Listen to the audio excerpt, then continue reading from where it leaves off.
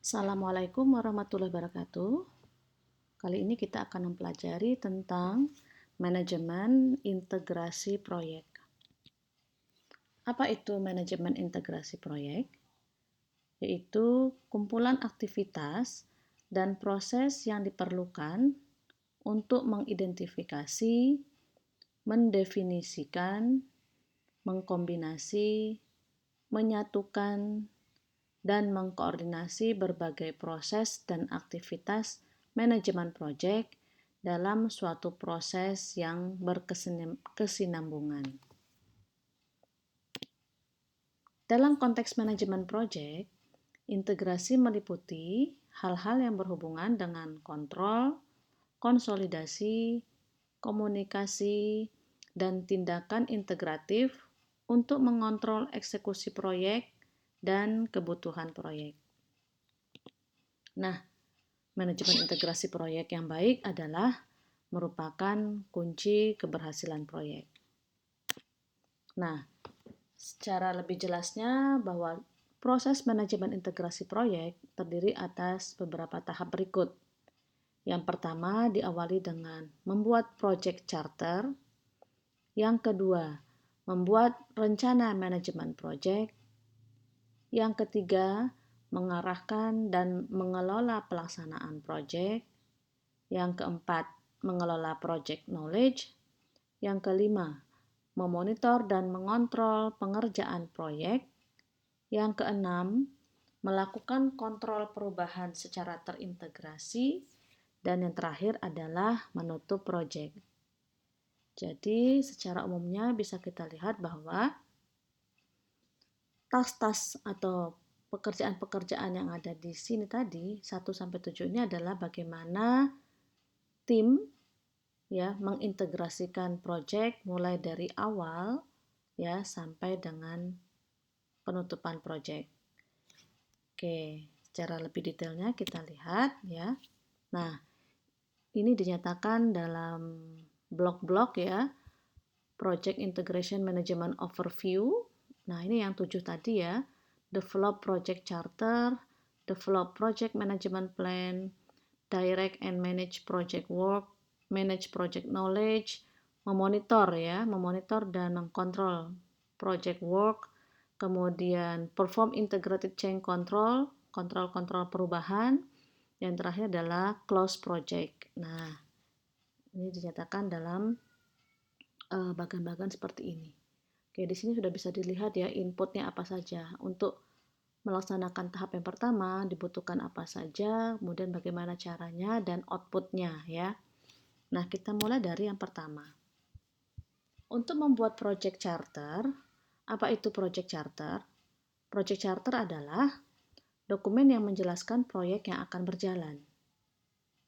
Berguna untuk mendefinisikan awal proyek dengan jelas, mengenali atribut-atribut proyek, mengidentifikasi otoritas dan orang-orang yang terlibat di dalam suatu proyek.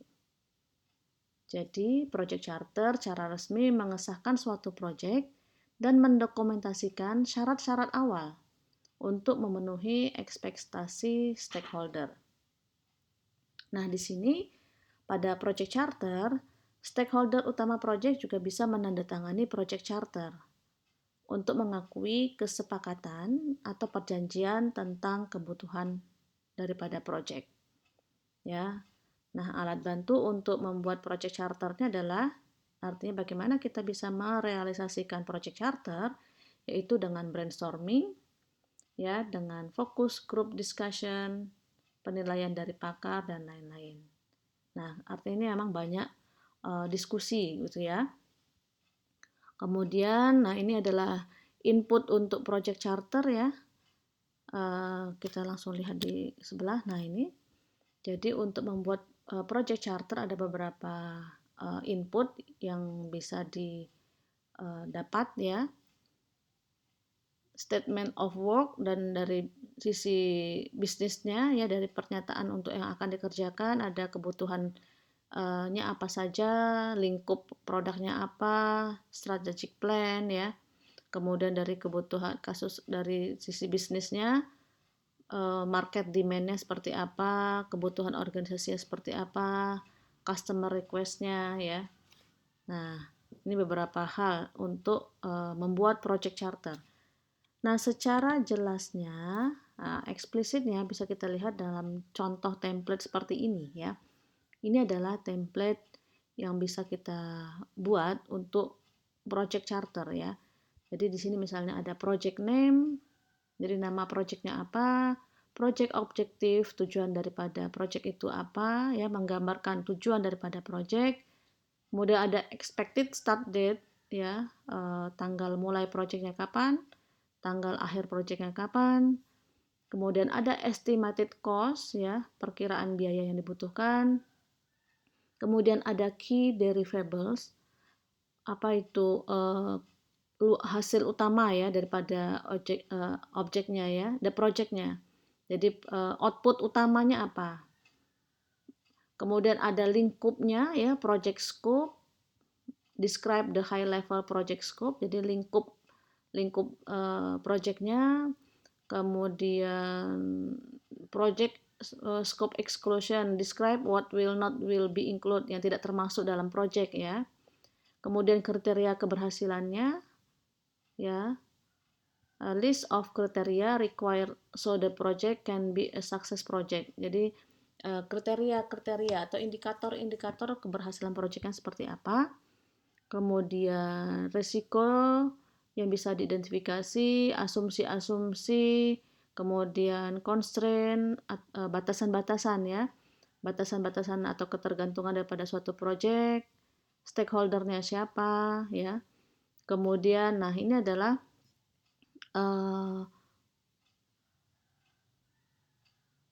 beberapa terkait dengan orang-orang yang terlibat dalam project ya. Misalnya ini adalah appointed project manager. Who will be the project manager? Ya, project manager siapa? Kemudian ini signature-nya ya, tanda tangan. Kemudian bisa jadi juga di sini who will be the project sponsor. Nah, jadi jika memang projectnya ada yang mensponsori begitu ya. Nah ini bisa digunakan untuk sebagai project charter ya. Nah ini juga ada contoh ya, contoh project charter. Ya, ini agak sedikit tidak sesuai, tidak sama juga dengan yang di sebelumnya tadi, tapi secara umumnya bisa dikatakan sebagai project charter ya. Ini nama project, kemudian project start date, finish date, key schedule milestone, penjadwalannya ya. Kemudian budget information, project manajernya, kemudian project objektif ya, tujuan daripada projectnya, main project success kriteria ya, kriteria keberhasilannya, kemudian approach ini lingkup ya, lingkupnya, kemudian ada roles and responsibility ya. Nah ini ada sumber daya dari pengembangnya ya, ada misalnya ini sponsornya, ada project manager, ada tim membernya nih, tim membernya dari testing expert, programmer misalnya. Nah nanti bisa disesuaikan. Oke, itu project charter ya.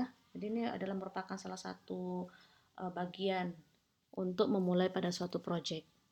Kemudian, nah selanjutnya setelah yang pertama tadi, maka yang kedua adalah membuat rencana manajemen project.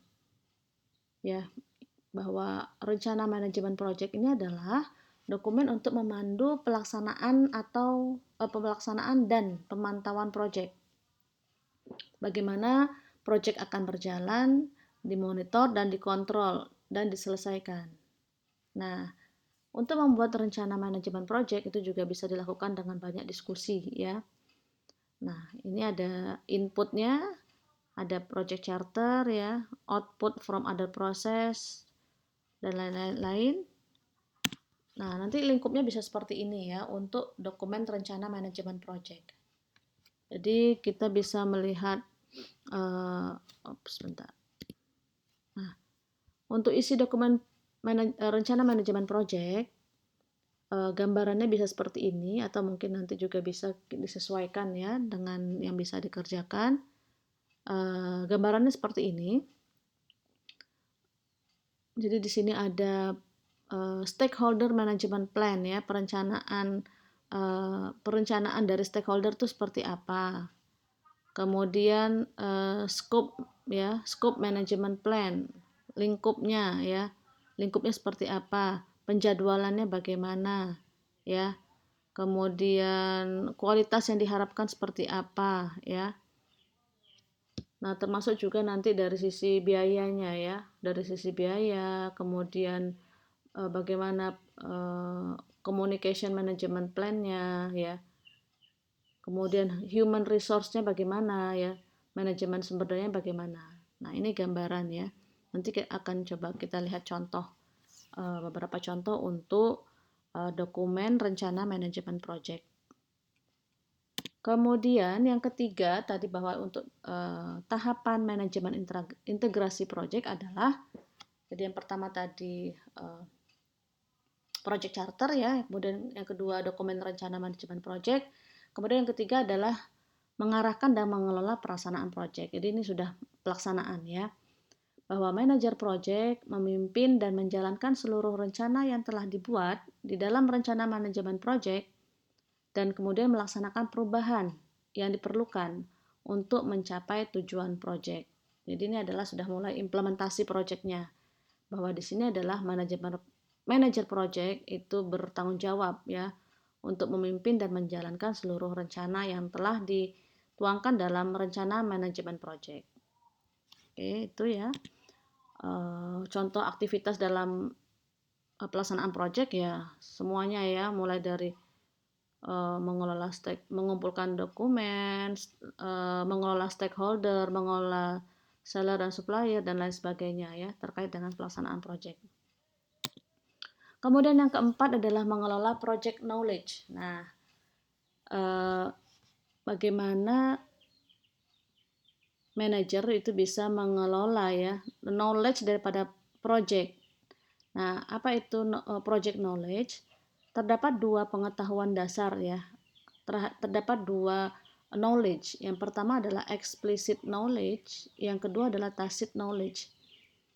Explicit knowledge adalah knowledge yang bisa atau dengan mudah dapat dijelaskan dengan kata, gambar atau angka. Nah, explicit knowledge ini mudah untuk dikomunikasikan, disimpan dan didistribusikan. Contohnya adalah informasi yang ditemukan di dalam buku teks atau dokumen. Nah, ini dikatakan dengan explicit knowledge ya. Kemudian yang kedua, tacit knowledge adalah sering disebut dengan informal knowledge. Nah, sulit untuk diekspresikan dan bersifat personal. Contohnya adalah keyakinan dan pengalaman. Nah, umumnya dibagikan pada kegiatan mentoring, pelatihan, dan workshop. Artinya, knowledge yang yang dapat ditemukan dalam suatu project itu perlu dikelola dengan baik gitu ya. Apakah dia knowledge yang bentuknya seperti yang jelas ya, yang memang jelas dalam bentuk eksplisit, kata, gambar, angka. Nah, ini bisa dengan mudah disimpan dan didistribusikan ya, dikomunikasikan, disimpan, didistribusikan. Tapi untuk yang tacit knowledge adalah knowledge yang bentuknya sifatnya informal ya. Contohnya keyakinan dan pengalaman. Nah, knowledge ini itu dibagikan pada kegiatan misalnya mentoring, pelatihan, workshop, dan lain-lain gitu ya. Nah, knowledge management atau mengelola knowledge tadi itu sebaiknya dilakukan di seluruh tahap project. Baik itu sebelum dimulai, di tengah, dan setelah project berakhir gitu ya. Lesson learned, ada istilah lesson learned ya. Lesson learned itu adalah bagaimana mendokumentasikan hal-hal seperti tantangan, permasalahan, resiko, peluang, dan hal-hal lainnya yang dapat bermanfaat di proyek lain di masa mendatang. Artinya adalah apa yang sudah menjadi pengalaman saat ini itu bisa didokumentasikan ya untuk menjadi evaluasi pada kegiatan proyek di masa mendatang ya. Ini dikatakan dengan lesson learned gitu ya. Oke, kemudian yang selanjutnya kegiatan daripada manajemen integrasi proyek adalah memonitor dan mengontrol pengerjaan proyek ya. Oke, jelas setelah project itu berjalan, maka perlu dimonitor ya dan dikontrol untuk pengerjaan proyeknya. Kemudian selanjutnya yang keenam adalah melakukan kontrol terhadap perubahan secara terintegrasi. Jadi bahwa artinya setiap perubahan itu harus didokumentasikan dengan baik ya dan dimasukkan ke dalam change management system. Ya, oke, itu. Kemudian yang terakhir, kegiatan daripada integrasi proyek adalah menutup proyek ya. Secara formal menutup proyek dan membuat lesson learn yang dapat dipelajari di masa mendatang. Ketika closing, manajer project harus melakukan review seluruh informasi di tahap-tahap sebelumnya dan memastikan bahwa semua aktivitas project sudah lengkap dan berhasil mencapai tujuan project. Ya. Nah, jadi emang di setiap tahap ini ada outputnya ya, ada input, kemudian caranya bagaimana dan ada outputnya ya. Oke. Nah, bisa dilihat di sini untuk luaran dokumen project closure atau closing project tadi ya. Jadi pada saat project ditutup, beberapa luaran yang diharapkan adalah yang pertama adalah file daripada projectnya. Ya contohnya adalah ruang lingkup project, biayanya, jadwal project, dokumentasi manajemen perubahan dan lain-lain ya. Yang kedua adalah dokumen finalisasi project atau aktivitas di dalam project. Berupa dokumen formal yang menyatakan bahwa semua aktivitas telah selesai. Yang terakhir adalah ada informasi historis atau logbook project ya, berisi informasi yang berhubungan dengan berjalannya project. Seperti isu-isu dan risiko yang terjadi berikut cara mengatasinya. Nah itu ya, terkait dengan luaran daripada project closure atau closing project. Baik, nah jadi ini ya tadi untuk materi manajemen integrasi project, bahwa ada beberapa tahap yang perlu dilakukan mulai dari merencanakan project ya sampai dengan closingnya ya, sampai dengan closingnya. Oke, jadi ini gambaran ada proses grup, pengelompokan proses, kemudian apa yang dilakukan ya, developing project charter, developing project management plan ya, directing and managing project work, mengontrol pekerjaan, kemudian closing project gitu ya. Nah, ini adalah output-outputnya ya, ada project charter, project management plan sampai dengan yang terakhir. Oke. Sekian untuk manajemen integrasi project. Terima kasih. Assalamualaikum warahmatullahi wabarakatuh.